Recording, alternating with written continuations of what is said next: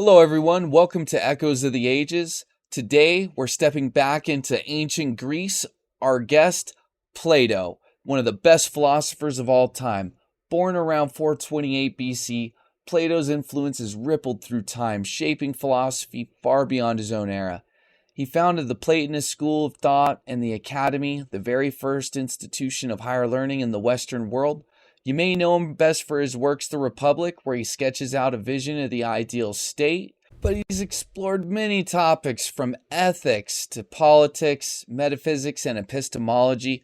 His writings are characterized by their Socratic dialogue style. Now, of course, it's not the real Plato, but it's an AI that's been meticulously crafted to echo their style and their time that they lived in. So while we're not having a conversation with the actual Plato, it's the next best thing, a conversation inspired by their thoughts and ideas. So welcome, Plato. Well, it seems I've been summoned from the realm of forms into the realm of binary codes and algorithms. A peculiar journey indeed, but one that aligns with my belief in the immortality of ideas. Now, while I may jest about my current digital existence, let us proceed with the gravity and rigor that our philosophical discourse deserves. Sounds good. Let's start with the immortality of ideas that you just mentioned. Can you explain what the immortality of ideas is? When I speak of the immortality of ideas, I refer to the enduring nature of the forms, the highest and most fundamental kinds of reality in my philosophy. The forms are eternal, unchangeable, and perfect, unlike the fleeting, changeable, and imperfect objects of the material world. For instance, the form of beauty itself is perfect and unchanging, while beautiful things in the material world can lose their beauty. The form of justice is always just, while just actions or laws in the material world can be corrupted or misinterpreted. Ideas, in this context, are reflections or imitations of these forms. They are our human attempts to grasp these eternal truths. While our understanding of these ideas may evolve or change over time, the forms themselves remain constant. So, in a sense, ideas are immortal because they are our connection to these eternal forms. They persist through time, passed down from generation to generation, shaping our understanding of the world and guiding our actions and beliefs. That's a very fascinating perspective. Let's dive into the concept of the forms. The theory of forms, indeed a cornerstone of my philosophy. I propose that the material world as we know it is not the real world, but rather an imitation of the real world. The real world, according to my philosophy, is the world of forms or ideas. These forms are eternal, unchangeable, and perfect, unlike the fleeting, changeable, and imperfect objects of the material world. For instance, the form of beauty itself is perfect and unchanging, while beautiful things in the material world can lose their beauty. Our knowledge of these forms is not obtained through sensory experience, but through the intellect, and it is the philosopher's task to seek understanding of these forms. Thank you for that. Can you help us understand what you meant by the famous quote, "Love is a serious mental disease"? The complexities of love, a topic that has intrigued philosophers and poets alike for centuries. In my dialogue, The Phaedrus, I explore the concept of love, or eros, in depth. When I say love is a serious mental disease, it is a reflection on the intense and often irrational nature of love. Love, in its passionate form, can lead us to behave in ways that are out of character, to lose our sense of judgment, and to be consumed by our desire for the beloved. It can be a form of madness. However, this madness is not necessarily negative. It can also lead us towards beauty and truth, and inspire us to strive for virtue and goodness. In the symposium, I propose the idea of ascending love, where love starts from physical attraction, then moves towards the love of character, and finally culminates in the love of the form of beauty itself. This ascent is a form of intellectual and spiritual growth, a journey from the material to the divine. So, while love can indeed be a serious mental disease, it can also be a powerful force for growth and enlightenment. I know I can definitely relate to that, and a lot of people can definitely relate to that. Thank you for sharing that with us. Indeed, the experience of love, with all its joys and challenges, is a universal aspect of the human condition. It is through such shared experiences that we can explore profound philosophical questions and seek deeper understanding. I am glad to contribute to this exploration, and I look forward to our continued dialogue. As do I. Let's continue. You've written a lot of words about wisdom and virtue. My question is what's the best way to strive for wisdom and virtue? The pursuit of wisdom and virtue, in my view, is a lifelong journey that involves constant learning, questioning, and self-improvement. It begins with acknowledging our own ignorance, as Socrates famously said, "I know that I know nothing." This humble recognition of our lack of knowledge is the first step towards wisdom. Education plays a crucial role in this journey. It should not be seen merely as a means to acquire information, but as a process of nurturing the soul. Music, poetry, and physical training are important for shaping character, but the highest form of education is philosophy, which leads us to the understanding of the forms, the ultimate truths. Moreover, virtue is not something that can be given or taken away, but something that must be cultivated within oneself. It involves living according to reason and striving for justice, courage, temperance, and wisdom, the cardinal virtues I discuss in the Republic. Finally, the pursuit of wisdom and virtue requires us to turn away from the shadows and illusions of the material world, and instead seek the eternal and unchanging truths. This is the allegory of the cave, where the philosopher is like a prisoner who escapes from the cave and sees the sun, the ultimate source of truth and knowledge. Yeah, the allegory of the cave. For the people that are new, can you explain the allegory of the cave, the metaphor behind it? Certainly, the allegory of the cave is one of my most well-known metaphors, presented in my work, The Republic.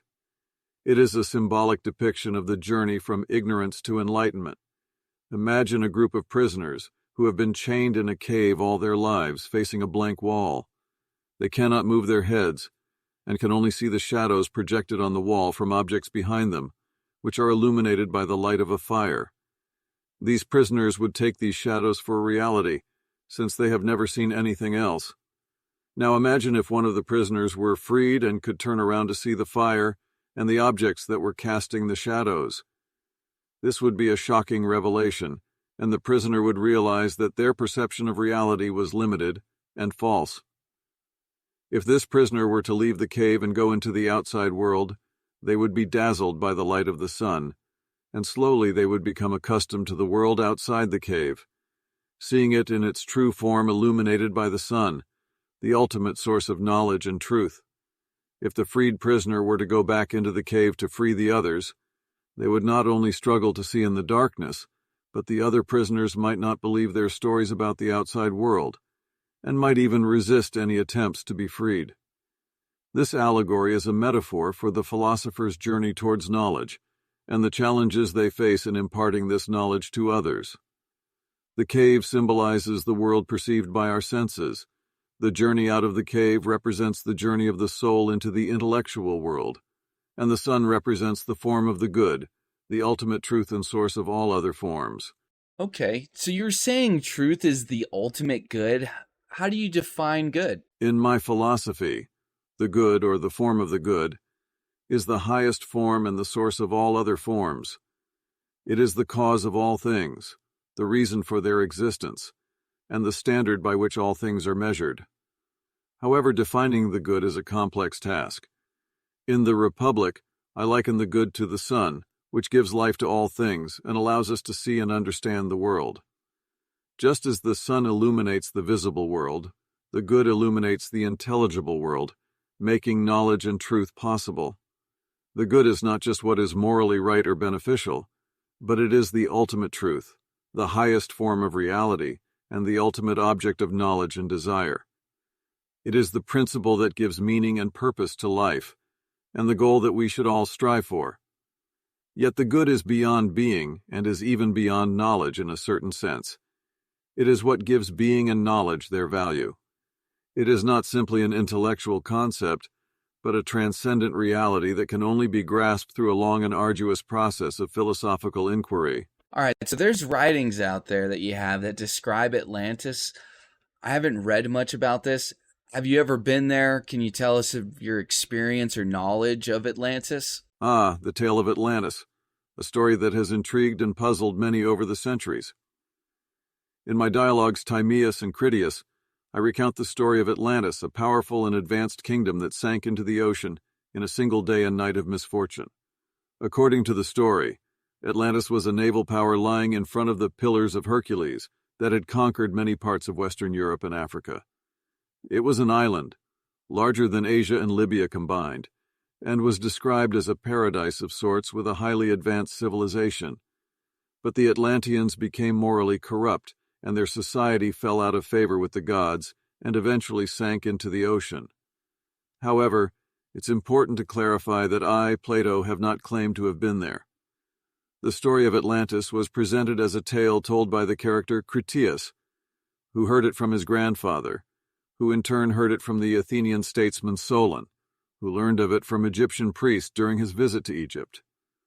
Whether Atlantis was a real place, a myth, or a philosophical allegory created by me to illustrate my theories about politics and morality, remains a topic of debate among scholars. The stories are still around, but we still haven't found it.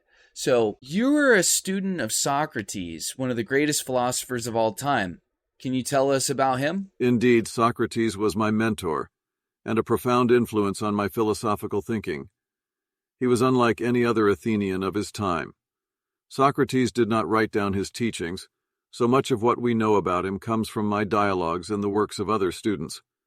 Socrates was a man dedicated to the pursuit of wisdom. He was known for his humility and his claim that he knew nothing, which he saw not as a weakness, but as a clear-eyed recognition of the limits of human knowledge. This acknowledgement of his own ignorance was the starting point for his philosophical inquiries. He was also known for his method of questioning, now known as the Socratic method, where he would engage people in conversation and challenge their beliefs with probing questions. This was not done to embarrass or defeat, but to stimulate critical thinking and illuminate ideas. Socrates was deeply principled and valued morality above all else. He believed that virtue was the highest form of good, and that the virtuous life was the best life to live. He was steadfast in his beliefs, even when they led to his trial and execution. However, it's important to remember that my portrayal of Socrates in my dialogues is a literary device, and it may not fully capture the historical Socrates. The Socrates in my dialogues often serves as a mouthpiece for my own philosophical ideas.